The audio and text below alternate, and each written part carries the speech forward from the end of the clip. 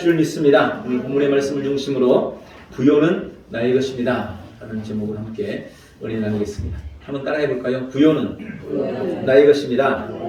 부는 나의 것입니다. 형통은 나의 것입니다. 오늘 부요함에 대한 그리스도 안에서 주시는 답을 얻고 일평생 부를 누리는 복된 성도들 되시기를 축복합니다. 사도 요한, 예수님의 제자 중 가장 어리고 예수님의 사랑을 많이 받았던 사도 요한이 이 땅에서 그리스도의 생명을 가지고 그 생명을 누리며 살았던 아주 대표적인 사람이라고 할 수가 있습니다. 그가 요한 3서를 통해서 우리를 향한 하나님의 뜻, 하나님의 기대와 바램을 이렇게 표현했습니다. 사랑하는 자여, 무엇보다도 네 혼이 잘됨 같이 네가 번성하고 강건하기를 바라노라. 네 혼이 잘됨 같이 네가 번성하고 강건하기를 바라노라. 여러분, 이건 요한의 바람이 아니에요. 이건 우리 인생을 향한 하나님의 바람인 줄 믿습니다. 주님은 우리가 이 땅을 사는 날 동안 아프고 괴롭고 고통스러운 삶을 사는 것을 원하지 않습니다. 재난과 아픔의 삶을 사는 것을 원하는 것이 아니고 우리가 번영하고 번성하고 부요하고 풍성한 삶을 살기를 원하고 계십니다. 그것은 하나님이 처음 우리 인생을 만드셨을 때도 마찬가지였습니다.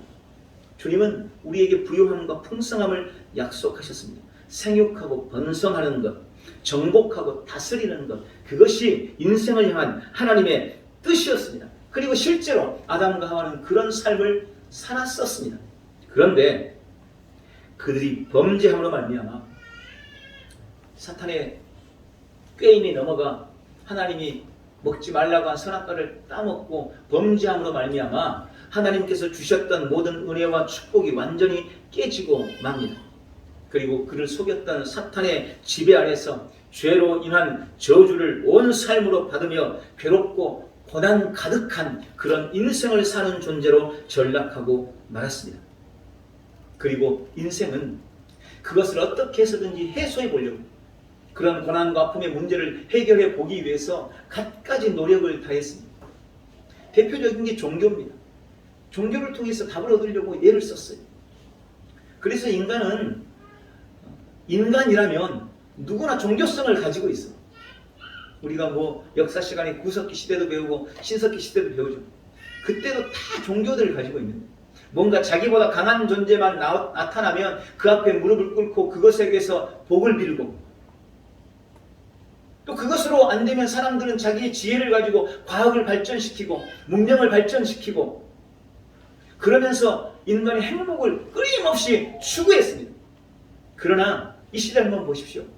과학은 발전하고 의술은 발전했지만 여전히 인간은 불행함 속에 처해 있습니다. 그래서 하나님께서 예수님을 보내신 겁니다.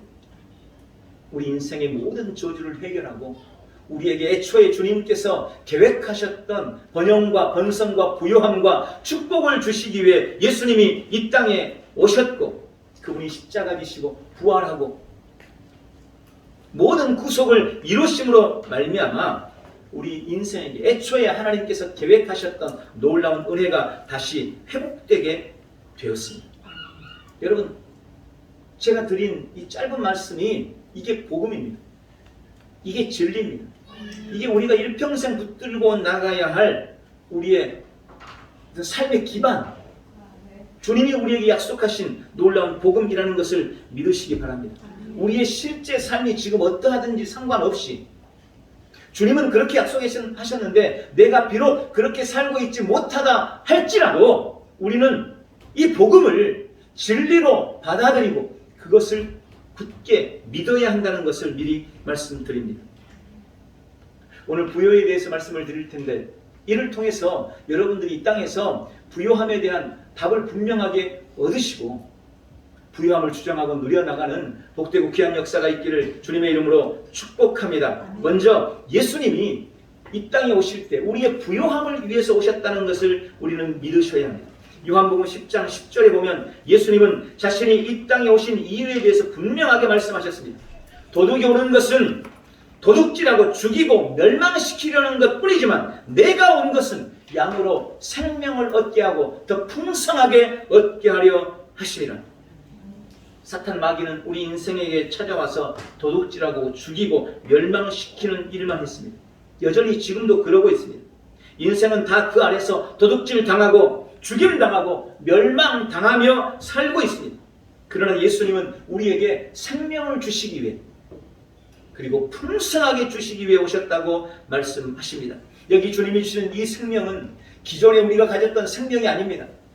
그 비어스의 생명을 대신한 조의 생명, 하나님과 같은 생명, 신성하고 불멸하는 그 생명을 주시기 위해 이 땅에 오셨고 그 생명을 주시되 풍성하게 주신다.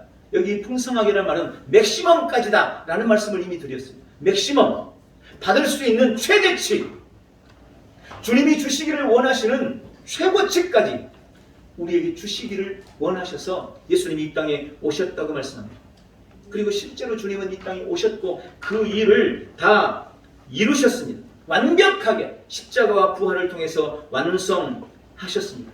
우리가 그 사실을 믿는다면, 예수님의 십자가와 부활을 믿는다면 주님이 말씀하시고 약속하신 그 풍성함과 부요함도 믿어야 되는 거예요.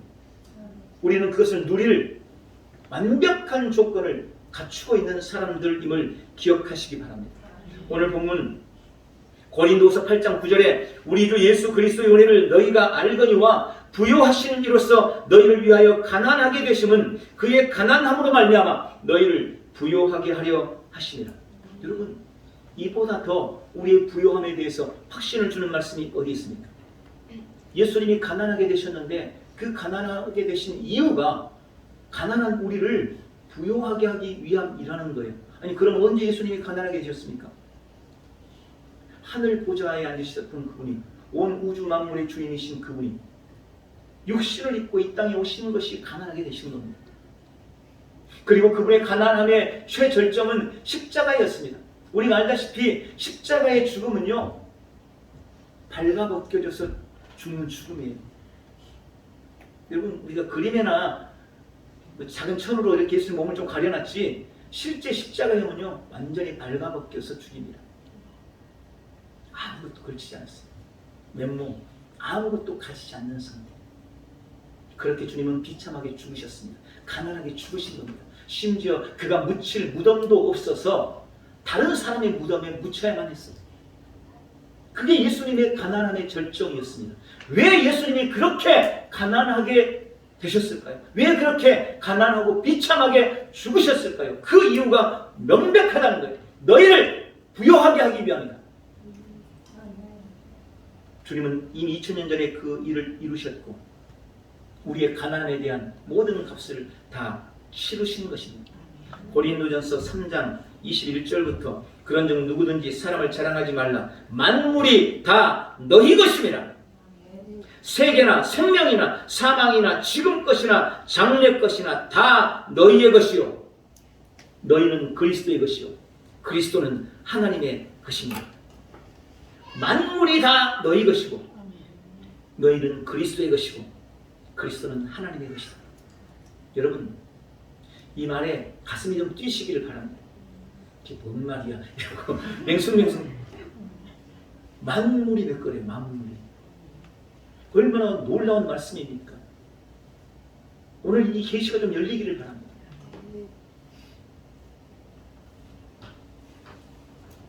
세상 모든 만물은 처음부터 하나님의 것이었습니다. 하나님이 그 모든 것들을 우리 인생에게 주셨습니다. 그래서 인생이 누렸어요. 그런데 사탄 마귀에게 빼앗겨서 속아서 빼앗겨 버렸습니다. 그래서 가난한 인생이 될 수밖에 없었던 거예요. 그런데 이제는 상황이 바뀌었습니다. 예수님께서 오셔서 그 모든 대가를 다 지불하시고 다시 우리 하나님이 우리에게 주신 그 모든 은혜들을 회복시키셨습니다. 왜 굳이 예수님께서 오셔서 그 엄청난 대가를 지불하고 십자가를 지시고 그렇게 비참하게 죽으셔야만 했을까요? 그 이유는 아주 명백합니다. 그 권세를 우리에게 합법적으로 주시기 위해서 그러는 겁니다. 사탄에게 죄의 대가로 뺏긴 거예요. 인간이 죄를 지음으로 뺏긴 거예요. 근데 그것을 다시 찾아와야 되는데 그냥 탈취해서는 안 돼요. 힘세다고 그냥 뺏어오는 건 죄잖아요. 그러니까 대가를 지불해야만 되는 거예요. 아무리 하나님이시라도. 그래서 자식을 죽임으로, 자신의 피를 흘림으로 대가를 지불하고 다시 그 권세를 찾아온 겁니다. 그래서 다시 우리에게 준 거예요. 믿는 우리에게. 그래서 우리는 합법적으로 예수님이 사탄에게서 뺏어온 그 모든 권세를 누리는 자가 된 겁니다. 이게 얼마나 엄청난 은혜입니까? 놀라운 일입니까? 그냥 남의 자식 거 손에 있는 거 뺏어서 우리에게 준 게 아니에요. 주님이 비싼 대가를 받고 그걸 다시 사서 자, 이건 네 거야. 다시는 뺏기지 마. 라고 우리에게 주신 겁니다. 그런데 우리는 주님이 주신 그 놀라운 은혜와 은총들을 우리의 삶에서 누리지 못하고 있다는 얼마나 불행한 일입니다. 로마서 8장 17절에 자녀이면 또한 상속자, 곧 그리스도와 하나님의 상속자요 그리스도와 함께한 상속자다 이렇게 말합니다. 여기 그리스도와 함께한 상속자라는 말은 공동 상속자라는 말입니다. 이거 영어로는 joint heirs 이렇게 돼 있더라고요. 이게 무슨 말이냐면 공동 상속자라는 것은 만약 자식이 둘이에요. 그러면 보통 상속받을 때 어떻게 받습니까? 50대 50 이렇게 받든지, 아니면 조금 이제 장자를 귀하게 여기지만 장자는 한 60 주고 너는 처자니까 한 40 가져 이러든지, 아니면 네가 평생 부모님 모셨으니까 네가 조금 더 갖고 나는 좀 덜 가질게 70대 30 이렇게 나눈다든지 이런 식으로 나누잖아요. n분의 1로 나누는 거예요 보통.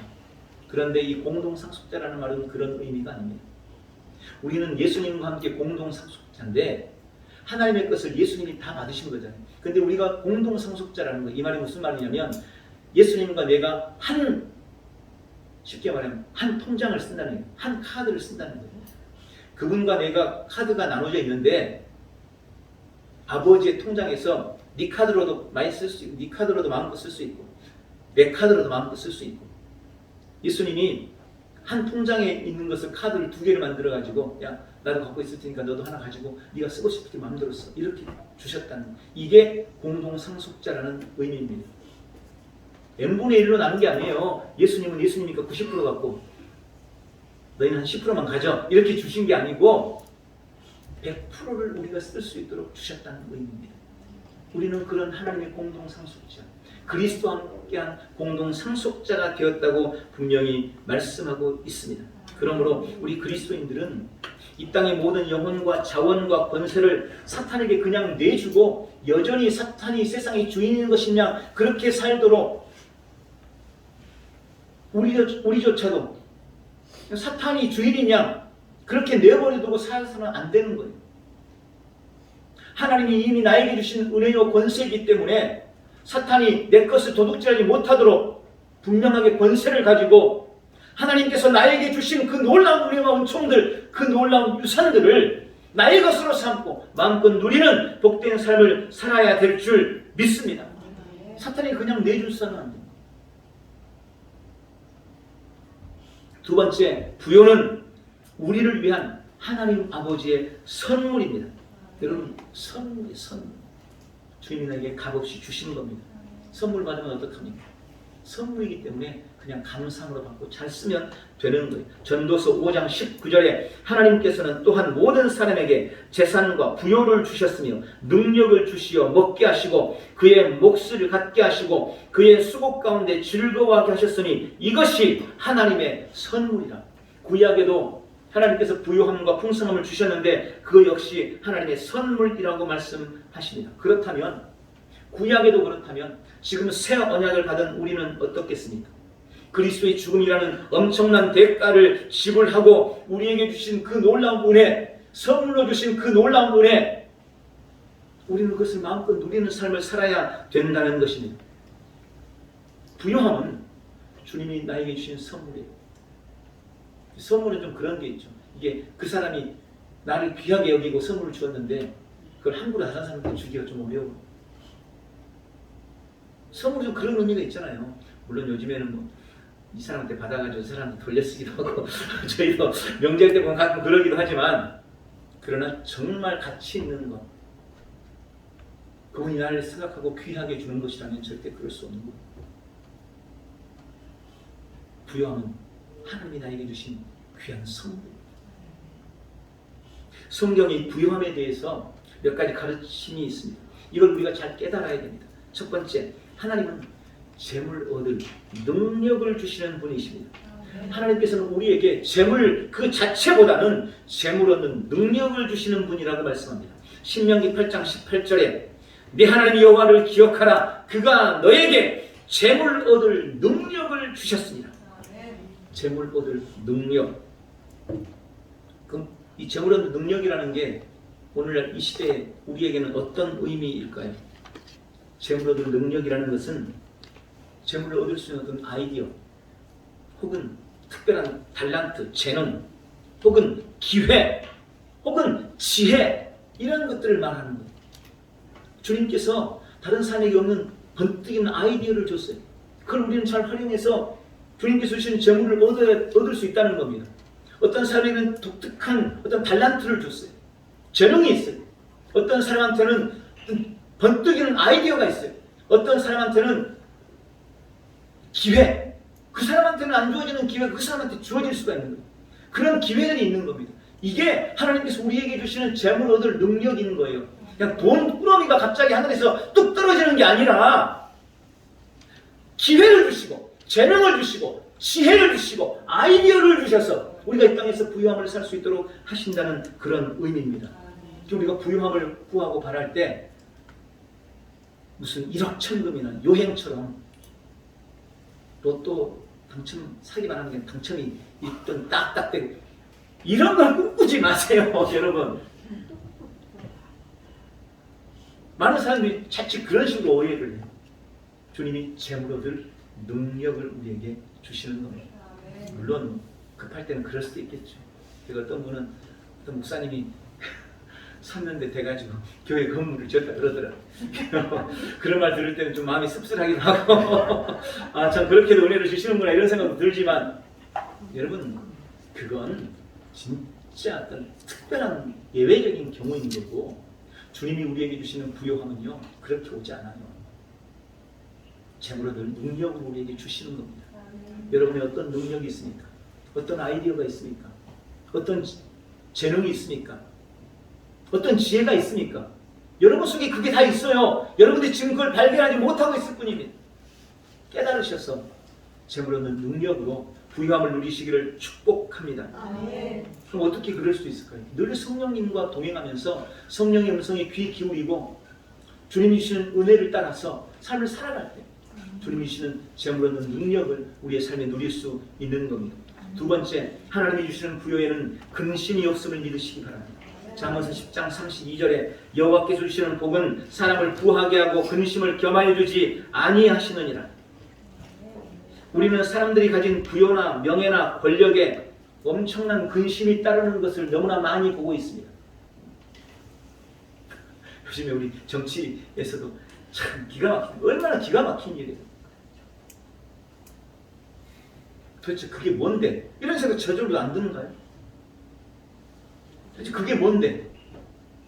왜 그걸 얻기 위해서 그렇게 수많은 사람들이 고통을 당하고 또 그걸 감내하고 있을까? 여러분, 어느 날 갑자기 얻은 물질이 그 사람에게 행복을 주는 것이 아니라 그를 불행하게 만들고 그를 무너지게 만드는 것을 우리는 많이 보고 듣지 않습니까? 세상이 주는 물질이나 권력이나 명예는 근심도 함께 얻을 수가 있어요. 그러나 주님이 주시는 부유하면은 근심이 없다라고 성경은 말씀하고 있습니다. 왜 사람들에게 물질이 근심이 될까요? 또 그렇게 근심이 되면서 그걸 추구하고 바라고 소망할까요? 저는 그것이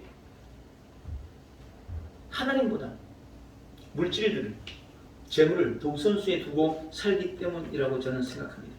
하나님은 그 어떤 것도 하나님보다 우선되기를 원하지 않으십니다. 나 외에 다른 신을 절대 두지 말라. 이게 주님이 우리에게 말씀하신 첫 번째 계명이에요. 하나님은요, 하나님보다 내 인생에 있어서 더 우선에 있는 것을 싫어하십니다. 그런데 안타깝게도 너무나 많은 사람들에게 물질이 최우선순위가 되어버렸습니다. 물질 만능주의, 물질 제일주의. 여러분 이건 성도라고 예외가 아닌 걸 저는 분명히 알고 있습니다. 물질 앞에서 너무나 많은 사람들이 예외 없이 무너져 봅니다.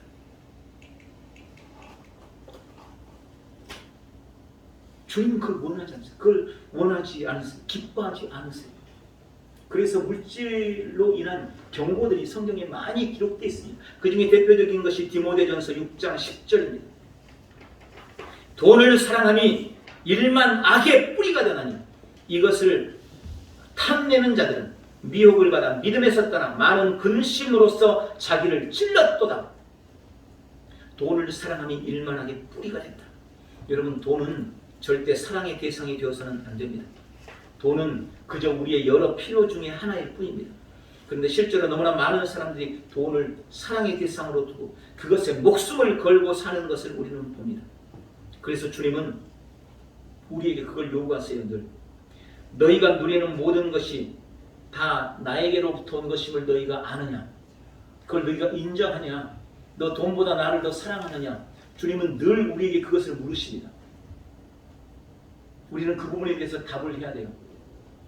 대표적으로 구약 성경에 보면 하나님께서 물질을 인생에게 주시면서 너희가 물질보다 나를 더 우선순위에 두고 물질보다 나를 더 사랑하는 근거, 그것을 증명해라 라고 하시면서 우리에게 요구하시는 두 가지가 있습니다. 첫 번째가 첫 열매예요. 구약에 보면 네가 나를 사랑하냐? 네가 물질보다 나를 사랑하냐? 아니면 내가 지금 열매 맺게 해주시는 분이 하나님인 걸 네가 믿니? 그러면 그 증거로 첫 열매, 첫 번째 거. 그래서 이스라엘 사람들은요, 첫 번째 소득은 다 하나님 앞에 갖다 바쳤어요. 감나무에 감이 열려도 제일 먼저 수확한 것은 하나님께 바쳤습니다. 직장에서 일을 해도 첫 번째 받은 월급은 하나님께 드렸어요. 이게 첫 열매의 개념입니다. 그건 내가 물질보다 하나님을 사랑합니다. 그리고 그 물질을 주신 분이 하나님이십니다. 라는 신앙의 고백인 거예요. 11조도 마찬가지입니다. 내가 너에게 100을 줄 거야. 근데 정말 네가 물질보다 나를 아끼고 나를 사랑하고 이 물질을 준 것이 하나님이시라는 것을 네가 고백한다면 그 중에 10분의 1은 하나님께 다시 줘. 그게 11조예요. 물질이 주님으로부터 온 것을 인정하고 나는 물질보다 주님을 더 사랑합니다. 이걸 고백하는 게 11조입니다. 그건 지금도 마찬가지예요. 여러분은 주님이 주시는 그 물질, 정말 그걸 주님이 주시는 것도 인정하십니까?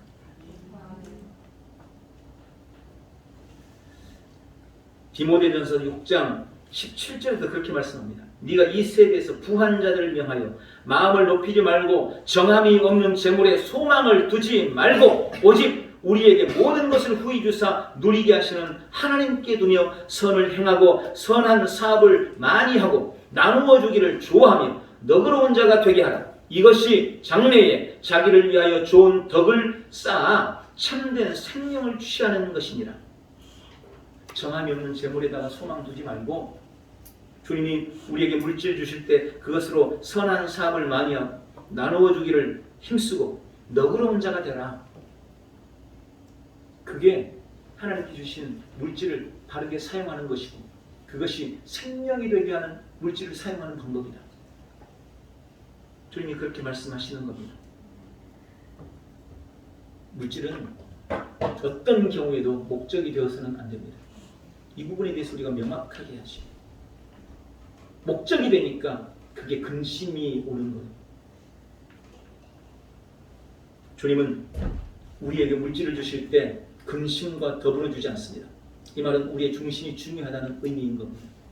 세 번째, 우리의 부요는 하나님의 나라를 확장하기 위한 것입니다. 이걸 명확하게 하셔야 됩니다. 그리스도인의 부요의 목적은 개인의 풍성함을 위한 것, 물론 그것도 있을 수 있어요. 그러나 궁극적으로는 하나님의 나라, 하나님의 왕국을 확장하기 위한 것임을 믿으시기 바랍니다. 우리는 이 목적을 명확하게 해야 돼요. 사실상 우리가 이 땅에 살고 있는 이유도 마찬가지입니다.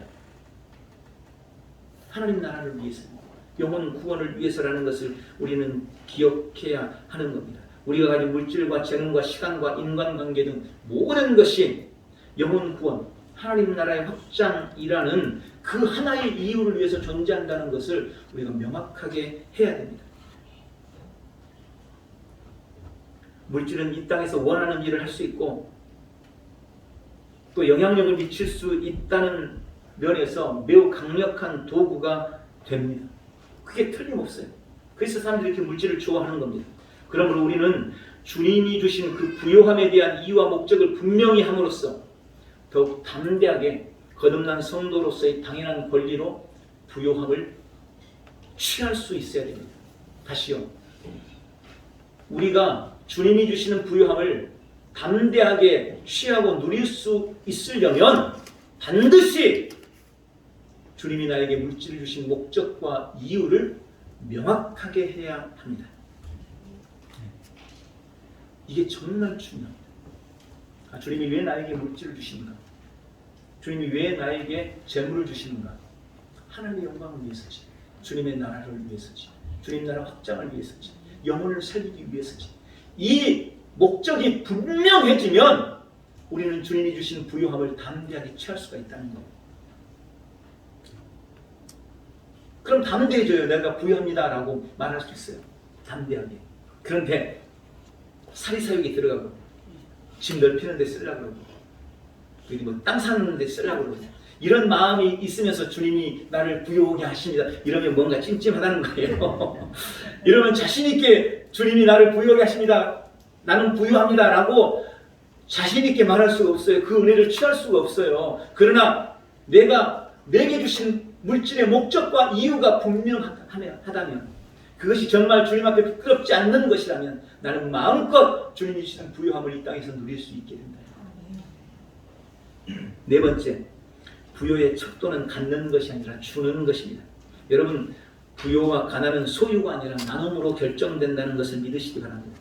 세상에서는 얼마나 많은 재산을 가지고 있느냐를 기준 삼아서 부자인지 가난한 자를 판단합니다. 그러나 참된 부요를 판단하는 기준은 얼마나 많이 갖고 있느냐가 아니라 얼마나 많이 줄 수 있느냐에 달려 있습니다. 실제로 선교를 하거나